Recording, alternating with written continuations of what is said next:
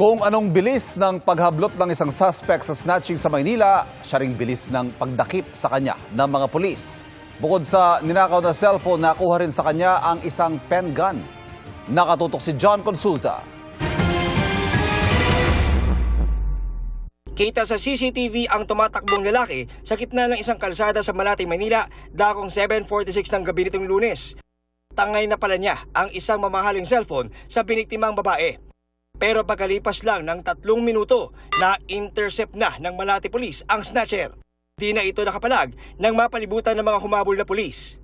During that time, dahil lagi tayo nagsa-CIMEX, so lagi natin pinapractice yung 3 minutes response time ng ating Chief PNP, nakapag-respond ng mabilis yung ating mga kapulisan. Naghabulan, so nakikihabol kami sir gamit yung mga motor namin.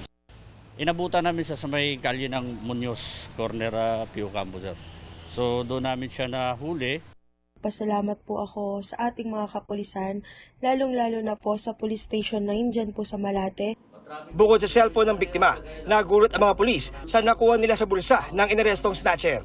May na-recover tayo mga paraparnalya ng illegal gambling. And then isa pa sa mga mabigat dito ay yung pen gun, yung baril na na-recover sa possession niya, which is ginagamit niya ito sa pang-hold up or pang-snatch.